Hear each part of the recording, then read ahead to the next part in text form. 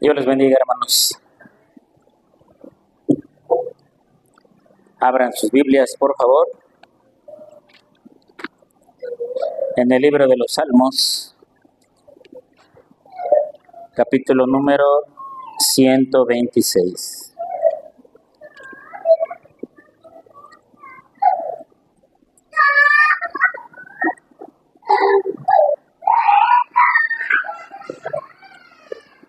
Salmos, capítulo número 126.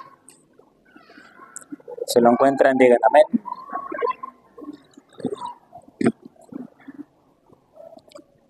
Voy a leerlo, hermanos, vayan siguiendo la lectura con su vista. Este es un salmo conocido, sobre todo porque lo cantamos en uno de los coros que entonamos aquí. Dice de esta manera: cuando Jehová hiciere volver la cautividad de Sión, seremos como los que sueñan. Entonces nuestra boca se llenará de risa y nuestra lengua de alabanza. Entonces dirán entre las naciones: grandes cosas ha hecho Jehová con estos. Grandes cosas ha hecho Jehová con nosotros, estaremos alegres. Haz volver nuestra cautividad, oh Jehová, como los arroyos del Negev. Los que sembraron con lágrimas, con regocijo segarán. Irá andando y llorando el que lleva la preciosa semilla, mas volverá a venir con regocijo, trayendo sus gavillas. Vamos a orar. Bendito Señor que estás en el cielo, te damos las gracias, Padre Santo, por darnos tu palabra. Te pedimos, Señor, ahora en el nombre de Jesús, que al meditar en tu palabra, nuestra mente esté clara, Señor, nuestro corazón esté dispuesto para recibir tu palabra. Háblanos a través de ella, Señor. Permítenos agradecerte, Padre, el milagro de nuestra liberación, de nuestra salvación, de nuestra redención.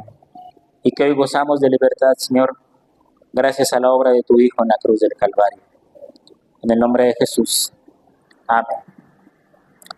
Hace 8 días, hermanos, meditamos sobre el salmo más antiguo escrito, que es el Salmo 90.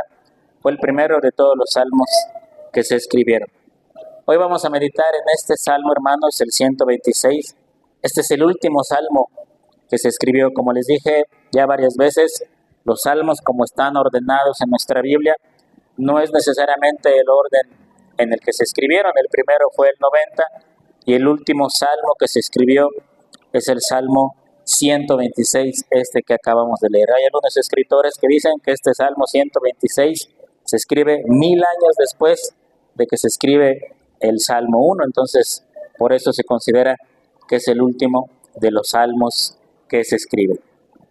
Israel, hermanos, el pueblo de Dios, experimentó 2 éxodos, ¿sí? El primero de ellos fue cuando eran esclavos en Egipto. Entonces Dios, utilizando a Moisés, libera a su pueblo de la esclavitud. Todos conocen esa historia, ¿verdad? O por lo menos habrán visto la película de los 10 mandamientos. Dios trae 10 plagas sobre Egipto, se endurece el corazón del faraón, pero finalmente, hermanos, el pueblo de Israel es liberado de esa esclavitud. De ahí parten hacia la tierra prometida, que tardaron 40 años en entrar en ella por diversas situaciones que surgieron. Entran a la tierra prometida, se establecen como nación. Pero si ustedes han leído el libro de los Reyes, de Crónicas, de Samuel, hermanos, se habrán dado cuenta que el pueblo siempre era rebelde, el pueblo siempre se olvidaba de Dios. Entonces Dios lanza una advertencia sobre ellos, y en esa advertencia Él les da a entender, pues van a volver a ser esclavizados por estos pecados que están cometiendo. Finalmente, hermanos, Israel vuelve a ser esclavizado por los babilonios, ¿verdad? Ustedes han leído, sobre todo en el libro de Daniel, se habla de esa historia. Otra vez Israel fue esclavizado por un pueblo, en este caso fueron los babilonios. ¿Se acuerdan cuánto duró esa cautividad? 70 años que estuvieron esclavos, 70 años en la que su ciudad fue destruida, el templo fue derribado. Después de 70 años de esclavitud, hermanos, Dios tiene misericordia de su pueblo y les da la libertad una vez más. Ese sería el segundo éxodo. Vuelven a ser esclavos, Dios los liberta una vez más y los lleva otra vez a su nación. Entonces, de esa segunda liberación o de ese segundo éxodo, hermanos, si lo quieren ver así, es de lo que está hablando este Salmo 126, se escribe, hermanos, con motivo de esa segunda liberación. Ahora, quiero que entiendan, hermanos, que fueron conquistados por los babilonios, su ciudad fue prácticamente destruida, el templo fue derribado y lo mejor del pueblo, los sabios, los jóvenes, los inteligentes, fueron llevados esclavos a Babilonia. Entre ellos iba Daniel y sus amigos. Y ese cautiverio, hermanos, esa esclavitud, hermanos, duró 70 años. Y después de 70 años, Dios tiene misericordia de su pueblo, los libera una vez más, y entonces este salmo se escribe con motivo de esa liberación, ¿no? Podríamos dividir el salmo en tres partes, del versículo 1 al versículo 3. Es la primera parte donde se habla de la cautividad y del retorno, de la liberación. Luego del salmo, del versículo 4 al versículo 6, sería la segunda parte. Ahí se habla de una petición que el pueblo le hace a Dios. Y la tercera parte, hermanos, que no está registrada como tal en el salmo, pero que como veremos está implícita, de Cristo y del Rey que les dio la libertad. Así que, hermanos, vamos a meditar en este salmo, vamos a tratar de entender qué es lo que Dios hizo con su pueblo en aquel entonces y cómo trae este mensaje a nuestra vida. Vamos a leer el primer versículo una vez más. Dice de esta manera: cuando Jehová hiciere volver la cautividad de Sión. Ahora, algo que queda bien claro, hermanos, y queda claro para el salmista, como les voy a explicar más adelante, el rey babilonio o el rey persa o el rey que le dio la libertad a los judíos fue Ciro, así se llamaba ese rey. Él fue el que dijo, bueno, son libres, vuelvan a su tierra. Es más, ¿qué necesitan para reconstruir su tierra? Materiales, mano de obra, yo se los doy de buena gana. Aunque él fue el que proclamó la libertad, hermanos, aquí el salmista está diciendo, cuando Jehová hiciere volver la cautividad de Sión. ¿Qué está diciendo el salmista, hermanos?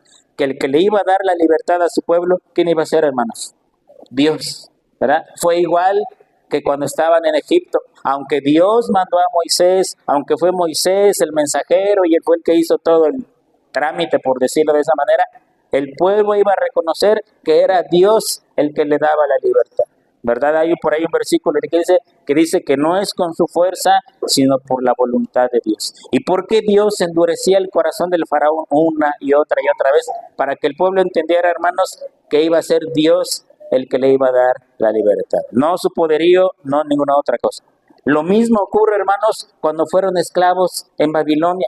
Era Dios, hermanos, el que les iba a dar la libertad. No iban a ser sus estrategias militares, no iba a ser su capacidad, no iba a ser otra cosa, hermanos, sino Dios y nada más. Por eso el salmista dice, cuando Jehová hiciere volver la cautividad de Sión. Eso significa cuando Dios nos dé la libertad, cuando Dios nos haga libres una vez más. Y bueno, Sión, hermanos, es una palabra para referirse a la ciudad de Jerusalén, a la ciudad que era el pueblo de Dios. Más adelante les voy a explicar a detalle qué es esto. Pero sí queda claro, hermanos, lo que el salmista está diciendo, si la libertad de nuestro pueblo va a venir, va a ser por la mano de Dios y por la voluntad de Dios. No de otra manera, no es posible de otra forma.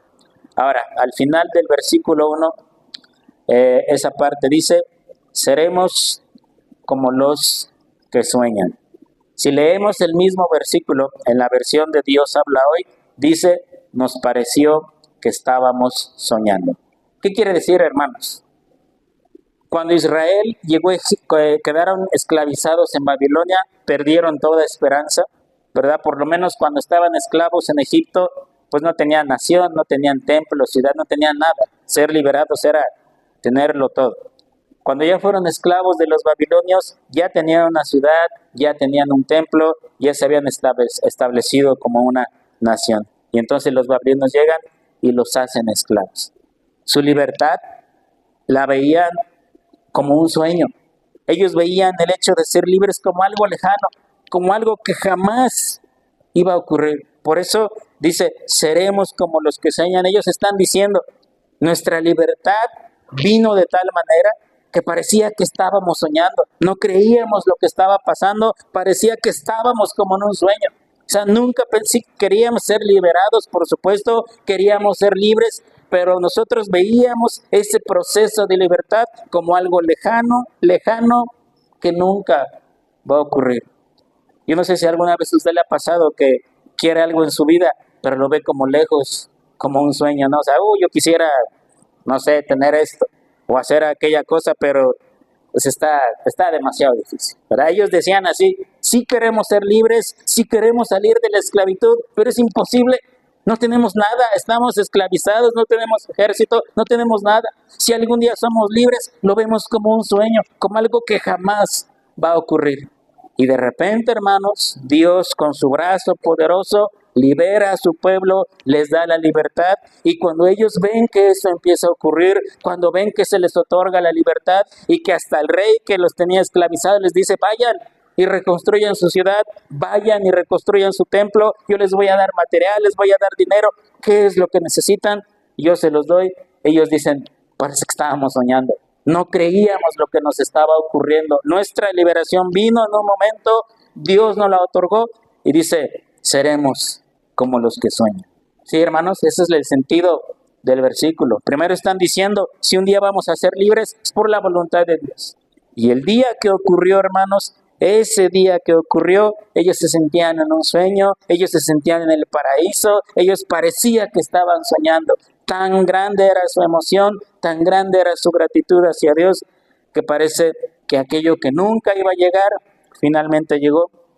Y entonces, hermanos, estaban viviendo el sueño que muchas veces había pasado por su mente. Quizá esa libertad la imaginaron un montón de veces y dijeron, el día que seamos libres, el día que Dios nos saque de esta esclavitud, nos vamos a emocionar mucho. Y el día que eso ocurrió, hermanos, parecía que estaban soñando. Vamos al versículo número 2. Dice de esta manera, entonces nuestra boca se llenará de risa y nuestra lengua de alabanza. Esta frase la voy a leer una vez más. Entonces nuestra boca se llenará de risa y nuestra lengua de alabanza. Vamos rápidamente al Salmo 137 para que comparemos los dos dichos. Salmo 137. Este salmo se escribe, hermanos, cuando estaban en esclavitud en Babilonia, cuando estaban en la plenitud de su cautiverio. Salmo 137. Junto a los ríos de Babilonia, allí nos sentábamos y aún llorábamos, acordándonos de Sión.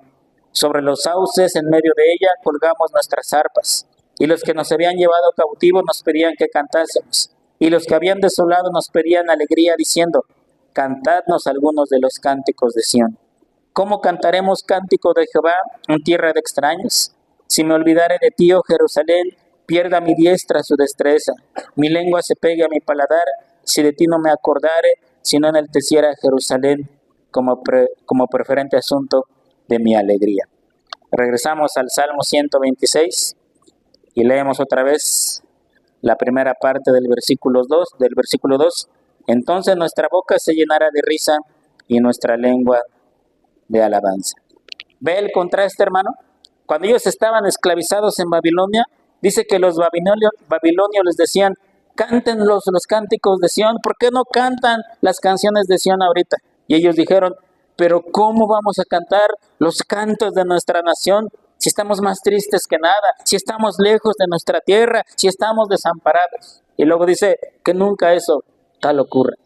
Algo que dominó, hermanos, mientras eran esclavos en Babilonia, era la tristeza, era el dolor. Yo creo que ni ganas de cantar tenían. A lo mejor muchos de los cantos que ellos acostumbraban a entonar se olvidaron, porque durante 70 años el dolor y la pesadumbre llenó su ser y llenó su corazón. Pero ahora en el Salmo 126 dicen, ahora sí, ahora nuestra boca se va a llenar de risa y nuestra lengua se va a llenar de alabanza, porque Dios nos ha dado libertad, porque ahora volvemos una vez más a nuestra tierra. ¿Sí ven el contraste, hermanos? Mientras que en la esclavitud decían, ¿cómo vamos a cantar?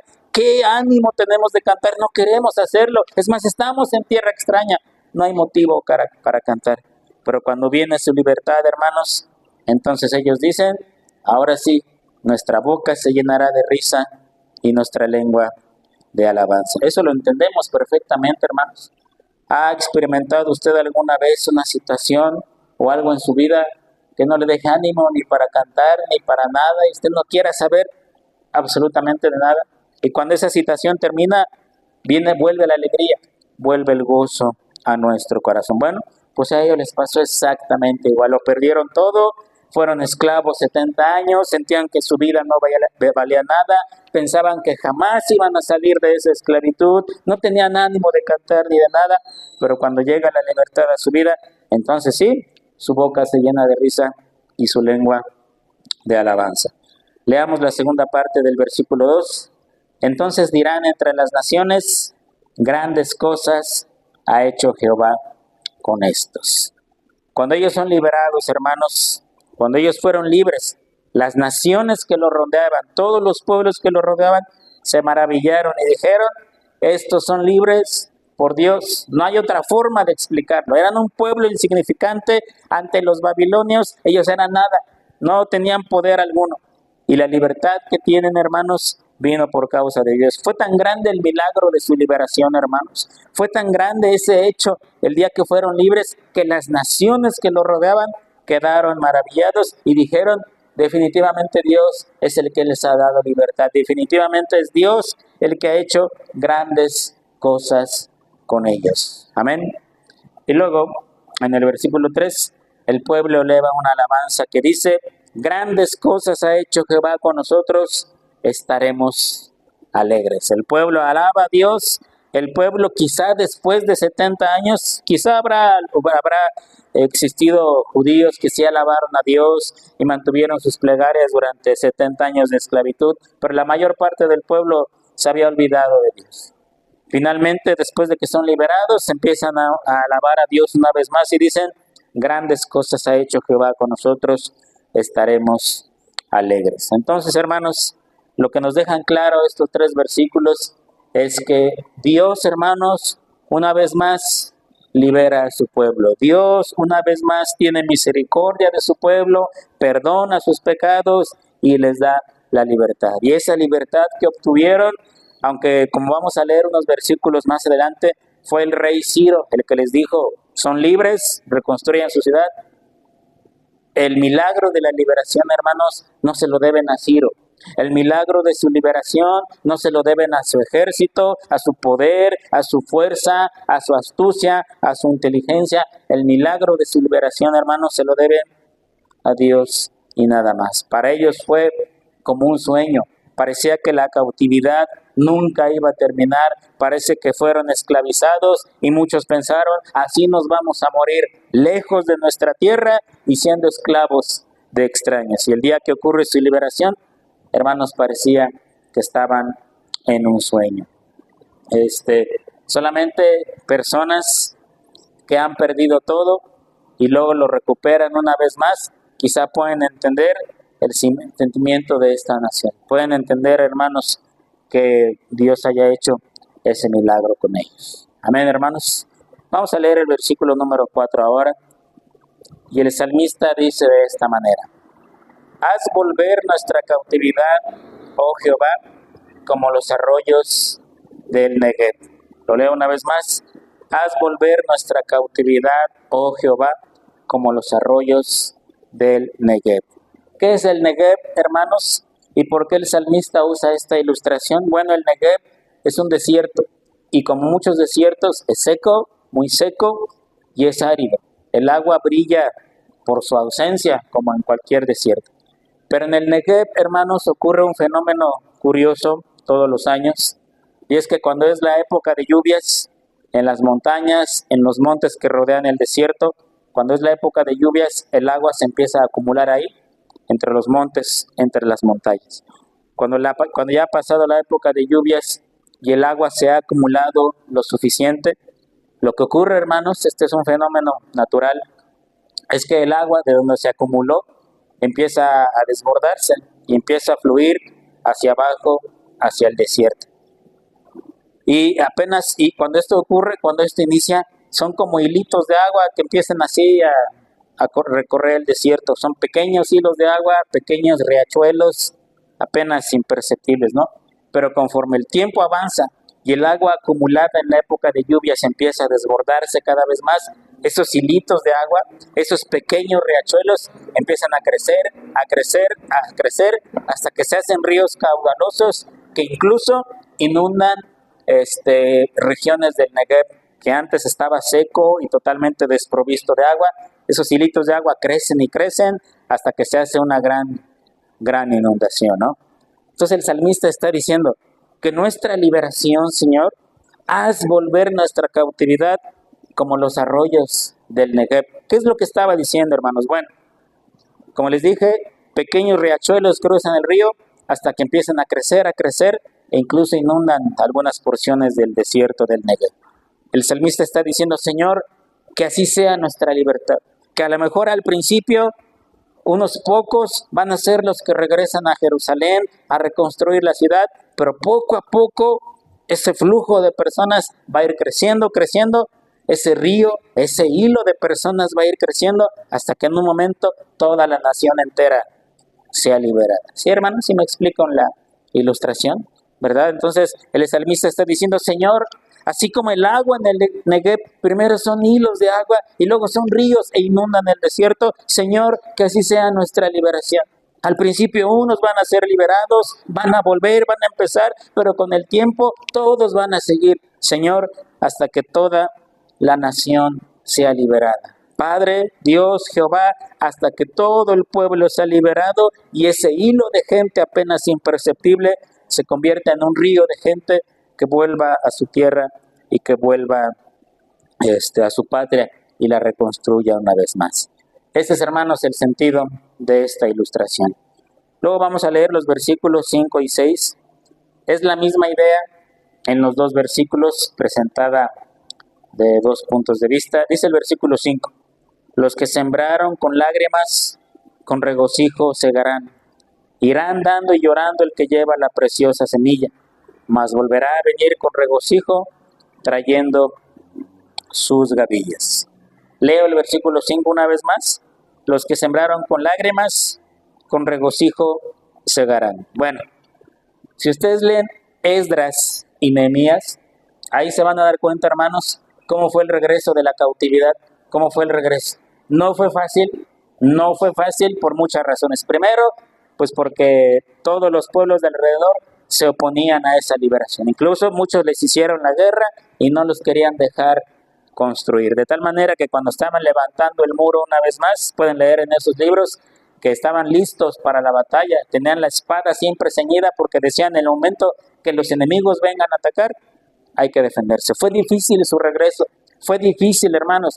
Sí fueron libres para regresar a su patria y empezar una vez más. Fue una labor muy dura, sobre todo cuando llegaron y vieron la ciudad desolada, el muro derribado, las puertas quemadas, el templo destruido. ¿Se imaginan qué escena habrán encontrado, hermanos? Dijeron, sí, somos libres, ahora hay que reconstruir todo eso. Y fue muy difícil. Ahora, si esto fue difícil, hermanos, volver a la vida cotidiana fue difícil también. ¿Cuál era la vida cotidiana? Bueno, hay que volver a empezar a pastorear ovejas, hay que volver a sembrar, porque nuestra tierra lleva 70 años que nadie la ha sembrado, que nadie la ha cultivado, ¿verdad?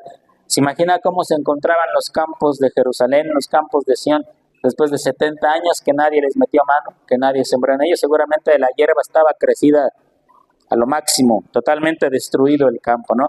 Y dijeron, pues tenemos que sembrar, tenemos que empezar la vida otra vez.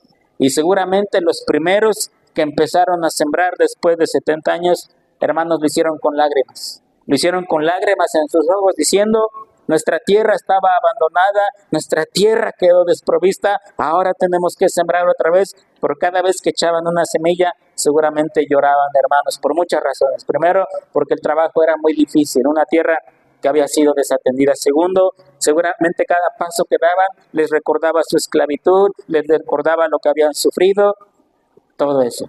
Pero dice la segunda parte, pero con regocijo segarán. Pero cuando llegó el tiempo de la cosecha y volvieron a levantar las primeras cosechas, entonces el gozo volvió a subir, hermano. ¿Sí? ¿Se da cuenta? Como cuando usted empieza un trabajo muy difícil y luego cosecha los frutos de ese trabajo y dice, valió la pena tanto esfuerzo y tanto sacrificio. El versículo 6 da la misma idea, dice, irá andando y llorando el que lleva la preciosa semilla, mas volverá a venir con regocijo trayendo sus gavillas. ¿Qué son las gavillas, hermanos? En la Biblia, gavillas son los primeros manojos de las primeras cosechas, los primeros manojos de trigo que se hacen, que se ha cosechado. Esas son las gavillas. Ahora, aquí hay algo muy importante que ver también, hermanos. Los judíos tenían fiestas, ¿verdad? La Pascua, el Pentecostés, los tabernáculos. Los judíos tenían 7 fiestas en el año que eran obligatorias, que tenían que celebrar. Una de esas fiestas era la fiesta de las gavillas, la fiesta de la primera cosecha, en lo que lo primero que se cosechaba se lo daban a Dios, como reconociéndole y diciendo: Señor, esto es lo que tú nos has dado, esta es la bendición que tú nos das. Y se llevaba al templo y se presentaba en ofrenda. Era una ofrenda en fe, porque decían: Señor, esto es lo primero que cosechamos, te damos gracias por eso. Y es la promesa de que no solo vamos a cosechar esto, sino que atrás viene una cosecha grande que va a acabar con el hambre que tenemos. Cuando los judíos vuelven a su tierra y la levantan y vuelven a cosechar, seguramente las primeras gavillas y las fiestas que durante 70 años habían abandonado, hermanos, las volvieron a celebrar y le volvieron a dar gracias a Dios. Amén. Ahora, esto, hermanos, el versículo 6 también hace referencia, porque así lo muestra el Nuevo Testamento. Voy a leerlo una vez más. Irá andando y llorando el que lleva la preciosa semilla, mas volverá a venir con regocijo trayendo sus gavillas. Esto hace referencia, hermanos, también a los predicadores, sobre todo a los evangelistas, que con lágrimas y que con sufrimiento siembran la preciosa semilla. ¿Cuál semilla, hermanos? La semilla de la palabra de Dios, ¿verdad? Y que, como dice la parábola del sembrador, pues no toda semilla cae en tierra buena. Alguna cae entre espinos, otra cae junto al camino, otra cae entre pedregales y otra parte cae en buena tierra.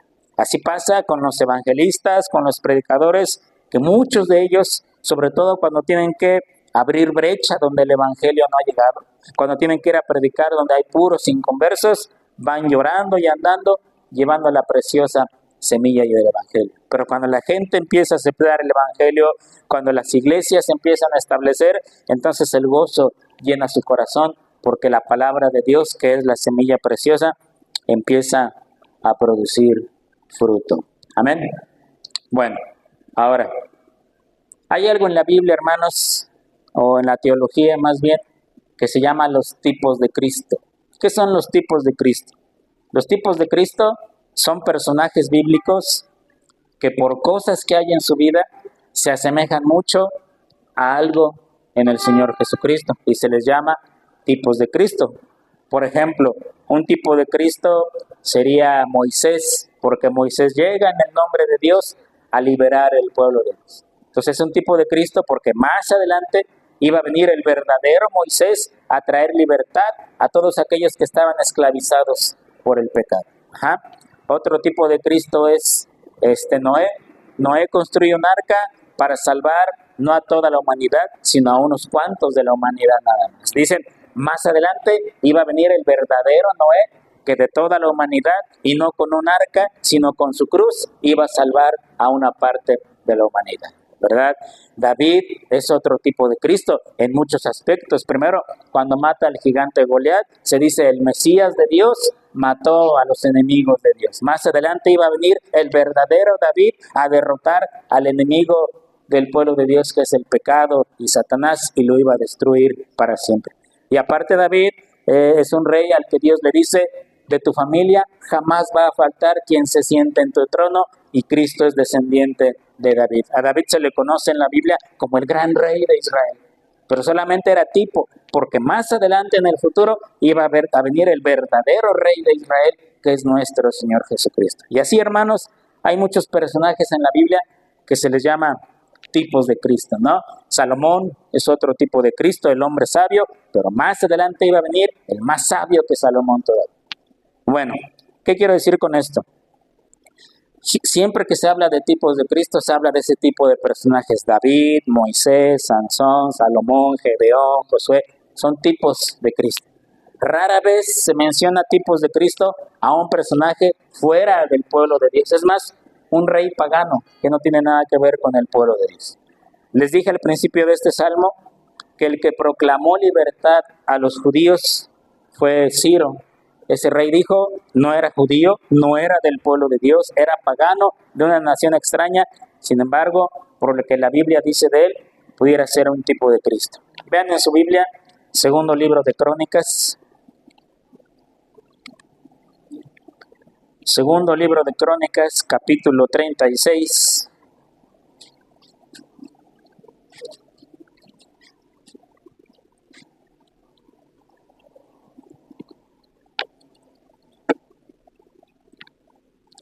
Segundo de Crónicas, capítulo 36, versículo 23. Vean cómo se dice aquí de Ciro. Así dice Ciro, rey de los persas. Ahora, ¿por qué no dice rey de Babilonia?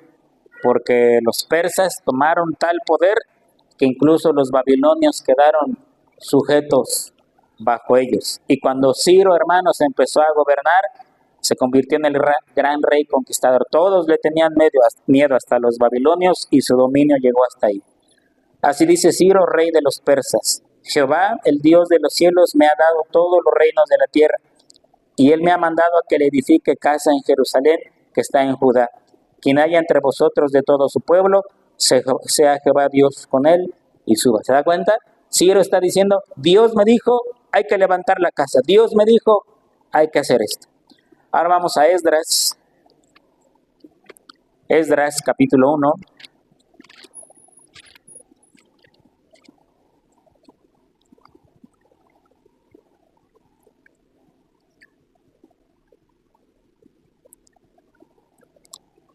Esdras 1:1.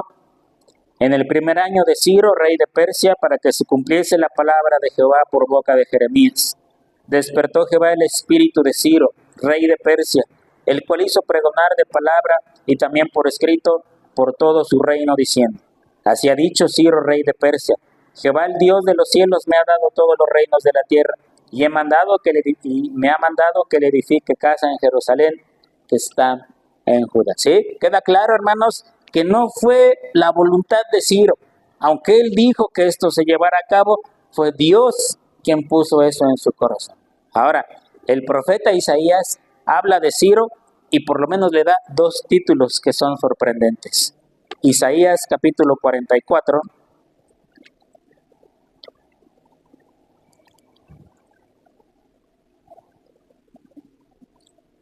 Isaías 44, versículo 26. Aquí en esta porción de Isaías que vamos a leer, hermanos, a Ciro se le dan dos títulos totalmente extraños para un pagano. Isaías 44, 26. Yo, el que despierta la palabra de su siervo y cumple el consejo de sus mensajeros, que dice a Jerusalén, serás habitada, y a las ciudades de Judá reconstruidas serán, y sus ruinas reedificarás. ¿Sí? Aquí se está profetizando que los judíos van a volver a Jerusalén y van a levantar la ciudad una vez más. Versículo 27, que dice a las profundidades, secaos, y tus ríos haré secar.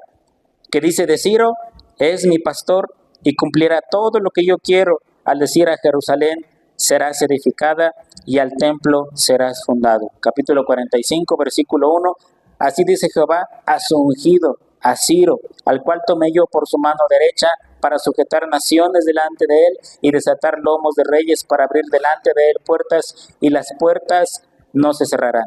Yo iré delante de ti, y enderezaré los lugares torcidos, quebrantaré puertas de bronce, y cerrojos de hierro haré pedazos, y te daré los tesoros escondidos, y los secretos muy guardados, para que sepas que yo soy Jehová, el Dios de Israel, que te pongo nombre. Por amor de mi siervo Jacob y de Israel mi escogido, te llamé por tu nombre, te puse sobrenombre, aunque no me conociste. Yo soy Jehová y ninguno más hay, no hay Dios fuera de mí. Yo te enseñaré, aunque tú no me conociste, para que se sepa desde el nacimiento del sol y hasta donde se pone, que no hay más que yo. Yo Jehová y ninguno más que yo, que forma la luz y que creo las tinieblas, que hago la paz y creo la adversidad. Yo soy Jehová el que hago todo esto. ¿Sí vio, hermanos, los dos títulos que se le dan a Ciro? Versículo 28, que dice de Ciro, es mi pastor. Ahora, capítulo 45, versículo 1, así dice Jehová su ungido, Ciro. ¿Quién era el ungido de Dios en ese momento? Ciro, un rey pagano que, como dice los primeros 7 versículos del capítulo 45, ni sabía quién es Dios, ni conocía a Dios, pero como Dios es Jehová poderoso, que puede hacer lo que Él quiera, Él toma a este hombre y lo usa como instrumento para liberar a los judíos. Dice, tú no sabes ni quién soy, tú no me conociste, tú no tienes conocimiento de mí, pero yo que soy Jehová, te he escogido para esta enorme labor. Ciro, hermanos, es un tipo de Cristo. ¿Por qué? Porque Ciro vino a proclamar libertad al pueblo de Dios. Los hizo libres. Lean Esdras, lean Nehemías completos y se van a dar cuenta que Ciro no solo dijo sean libres, sino que les dio lo que necesitaban. ¿Qué necesitan? Dinero. Les dio oro y les dio plata. Necesitan material, vayan a tal lugar y digan que yo les digo que les tienen que dar maderas preciosas. Vayan a tal lugar y digan que yo digo que les tienen que dar esto. Y si no se los quieren dar, me dicen y yo me arreglo con ellos. No solo les dio libertad, les dio lo que necesitaban, hermanos, para esa libertad. Ahora, hermanos, es lo mismo que el Señor Jesucristo hace por nosotros.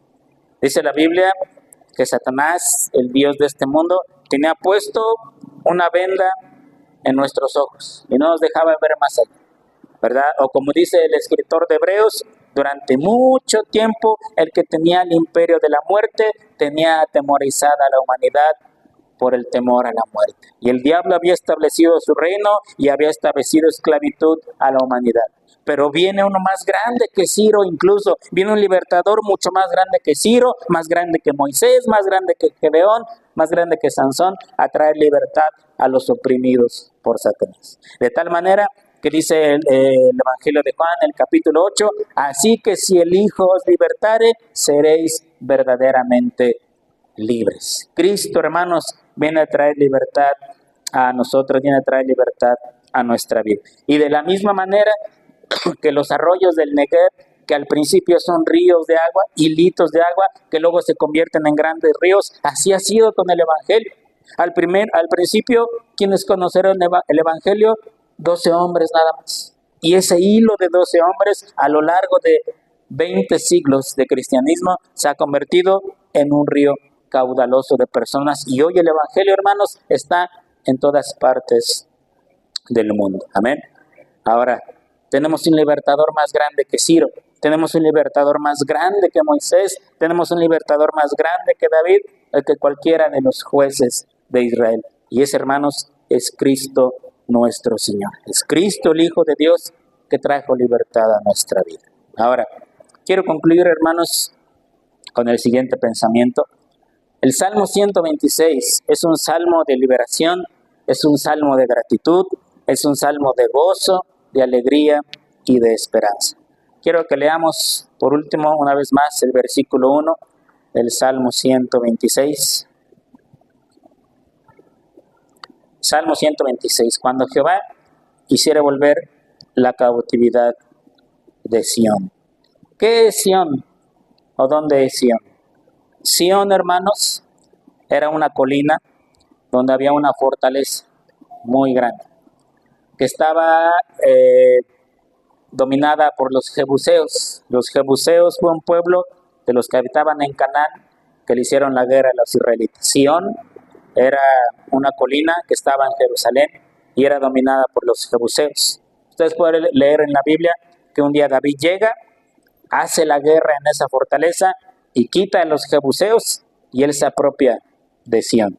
De ahí en adelante, Sión se conoció, una pequeña colina en donde se estableció el templo de Dios.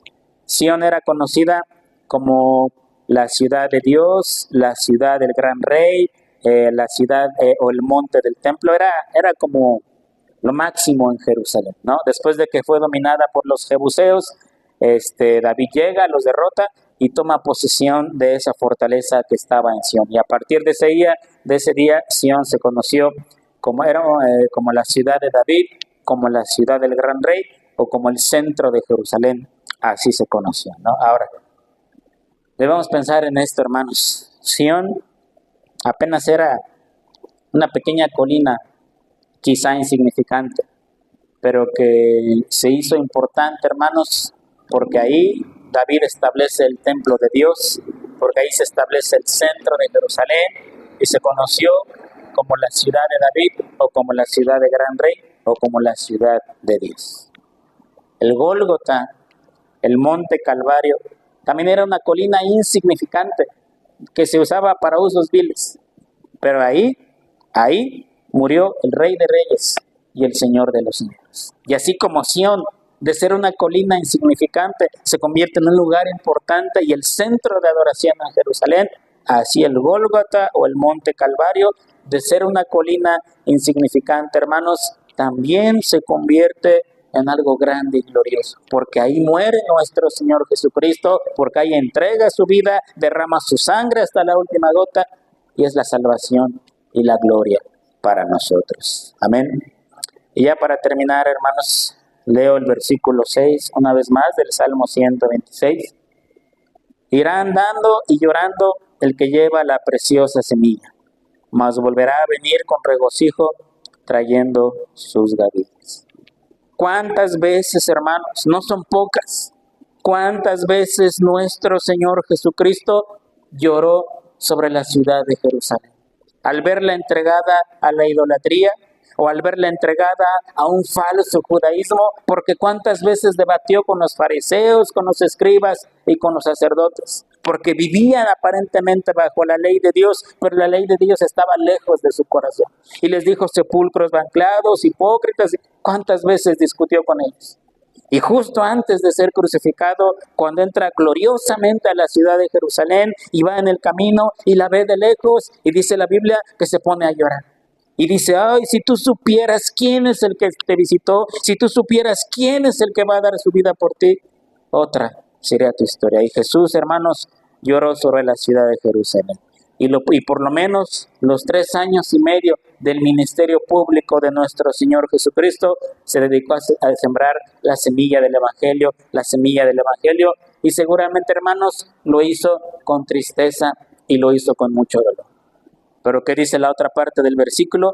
Volverá a venir con regocijo trayendo sus gavillas. Pero un día que no sabemos cuándo va a ocurrir, ese que vino hace 2000 años y que lloró sobre Jerusalén y que con lágrimas anduvo sembrando la semilla del Evangelio, un día volverá a venir con gozo para recolectar la cosecha. Y entonces la tierra será segada, y entonces la tierra será cultivada, y se va a separar el grano el grano de trigo se va a separar en el granero, y la cizaña va a ser arrojada al infierno. Ese día, hermanos, el gozo del Señor Jesucristo, el gozo de nuestro Señor será completo.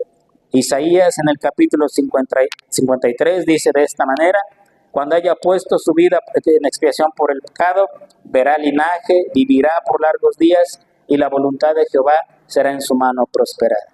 Luego en el versículo 11 dice: verá el fruto de la aflicción de su alma y quedará satisfecho. Nuestro Señor Jesucristo, cuando regrese en gloria, que no sabemos cuándo va a ser, va a cosechar la tierra y se va a llevar el trigo al granero, a sus escogidos, y la cizaña va a ser arrojada en el infierno. Y entonces, dice, volverá a venir con gozo, trayendo sus gavillas. Ese día, hermanos, nosotros compartiremos el gozo de nuestro Señor Jesucristo y estaremos en la presencia del Padre junto con Él eternamente y para siempre. ¿Se da cuenta, hermano?